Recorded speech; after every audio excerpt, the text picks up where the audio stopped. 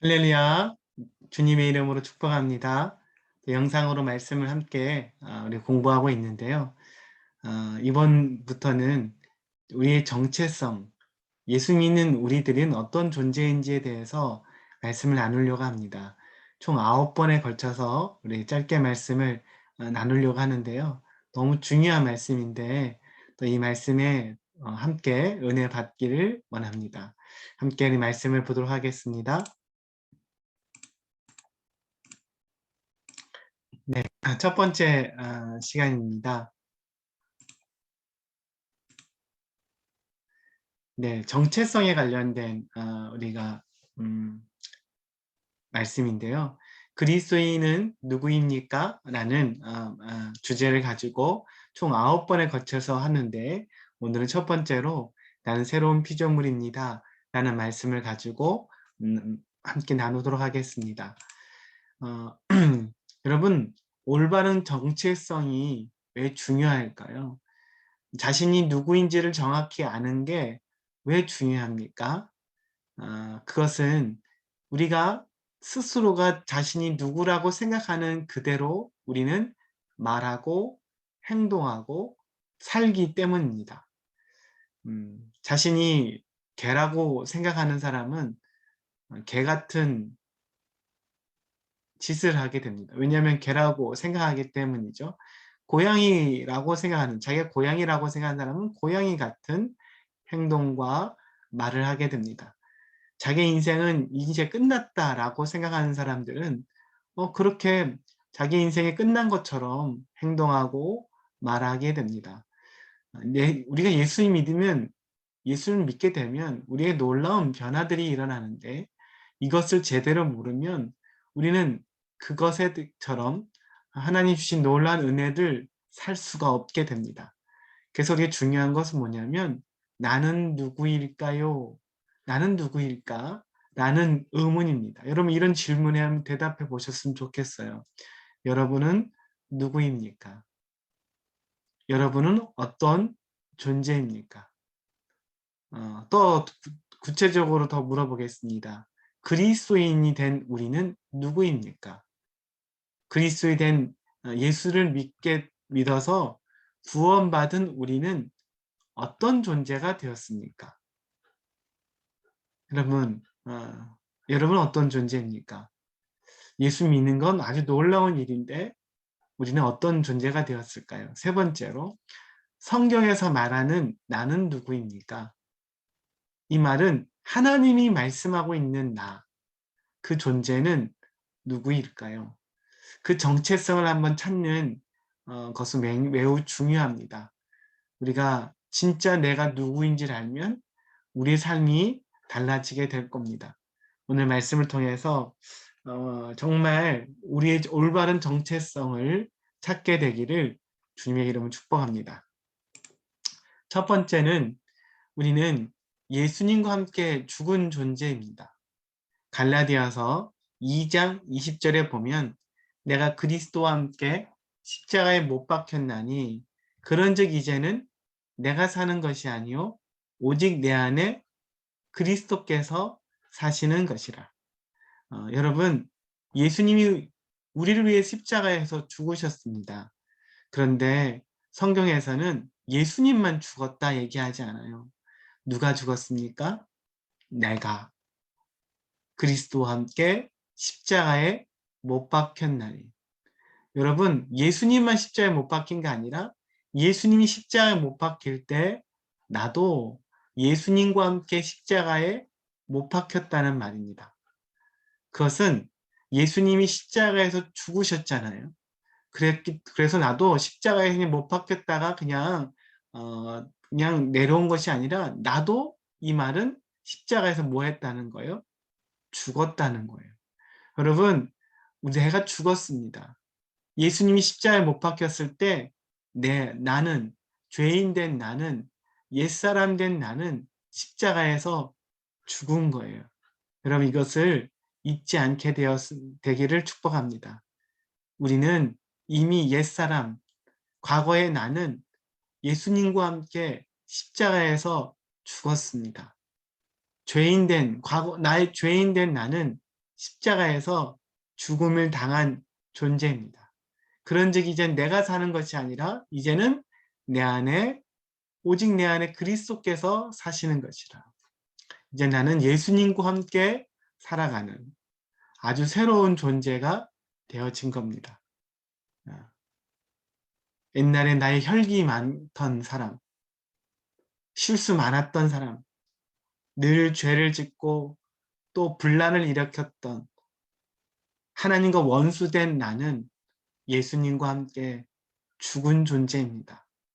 여러분 이것을 확실히 알고 믿게 되기를 축복합니다. 여러분 죽었어요. 옛사람, 그 옛사람은 이미 예수님과 함께 죽은 겁니다. 언제요? 여러분이 예수님을 믿을 때, 마음의 구주로 영접할 때 이런 일들이 일어난 겁니다.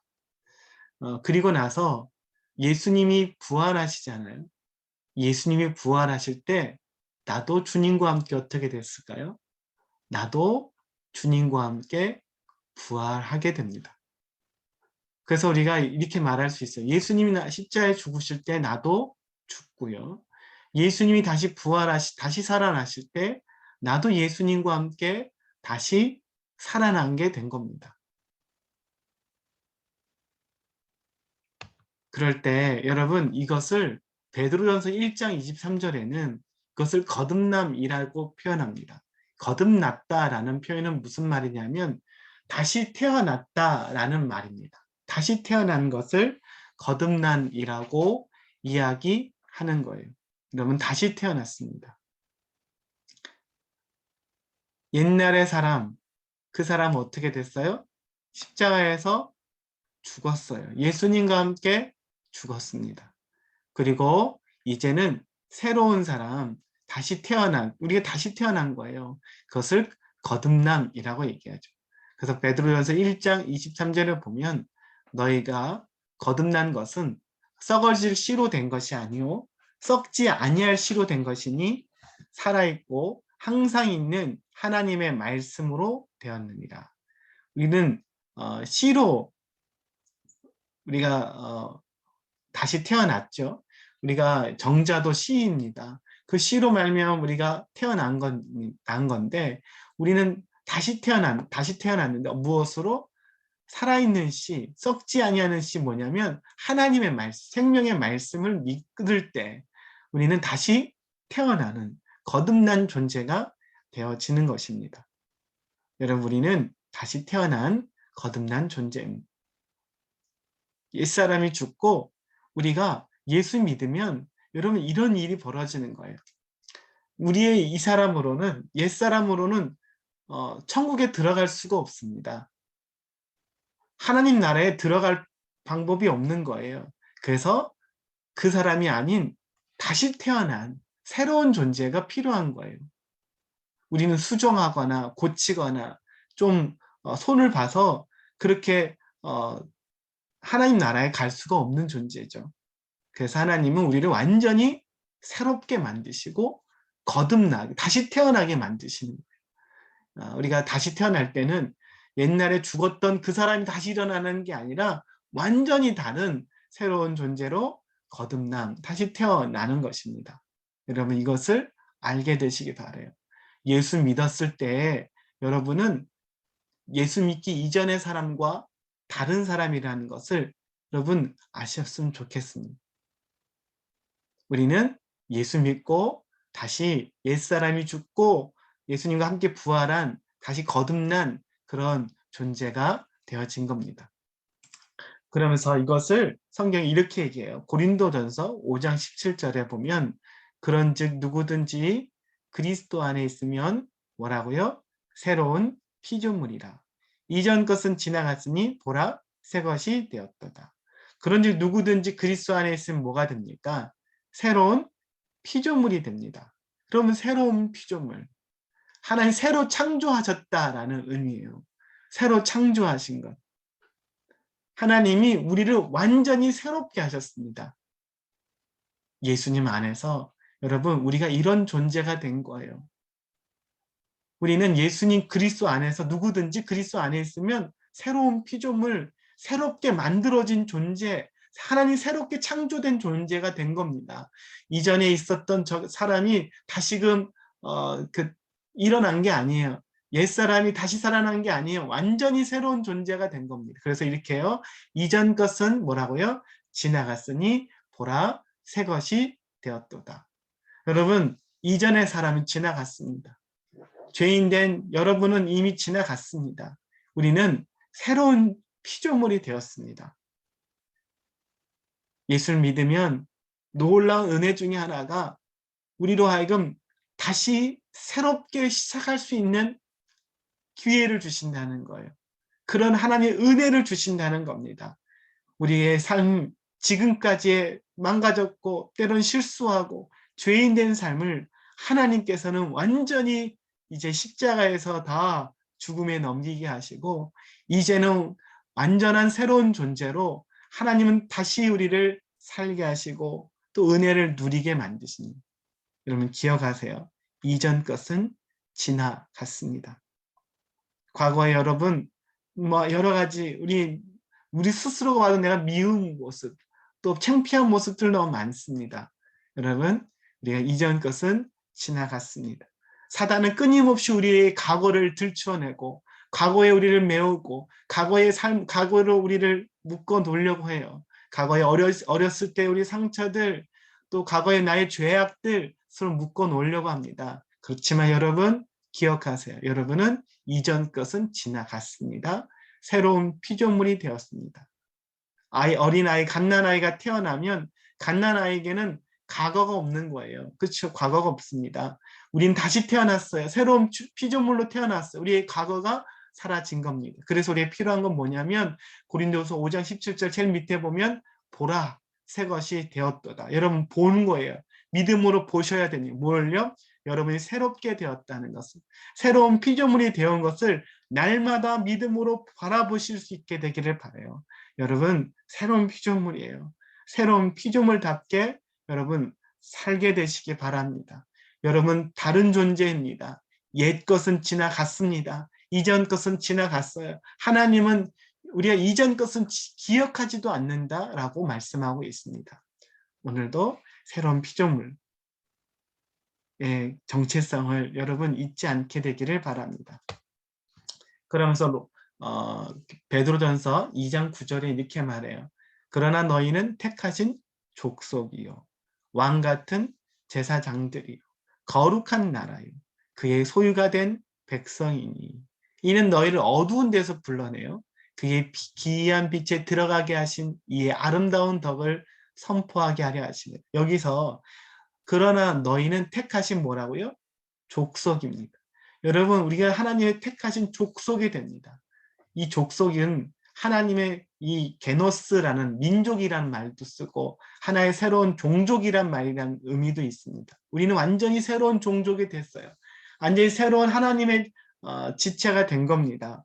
왕 같은 제사장이 되고 거룩한 나라가 됐고 그의 소유가 된 백성이 됐습니다. 여러분 거룩한 백성이 거룩한 나라가 된 거예요. 놀라운 일입니다. 왜 이렇게 됐습니까?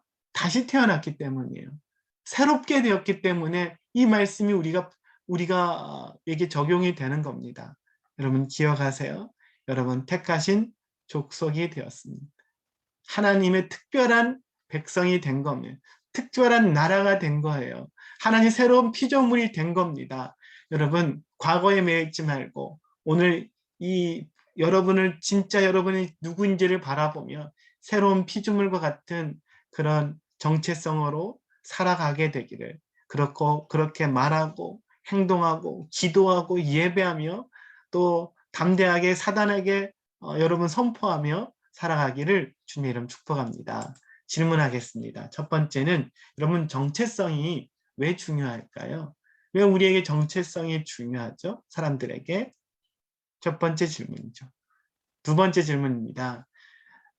예수님을 믿으면 우리에게 어떤 변화가 일어날까요? 여러분 예수를 믿으면 변화가 일어납니다. 겉모습은 똑같아 보여요. 아무런 변화가 없는 것처럼 보이는데 우리 속사람에게 놀라운 변화가 일어납니다. 여러분 우리는 완전히 달라지는 완전히 새롭게 되는 변화가 일어납니다. 세 번째, 여러분, 새로운 피조물은 어떤 존재일까요? 새로운 피조물은 어떤 존재입니까? 예, 이것을 한번 좀 깊이 고민해보고 생각해보시고 함께 또 나눠보시기 바랍니다. 새로운 피조물은 어떤 존재이고 또 어떻게 살기를 원할까요?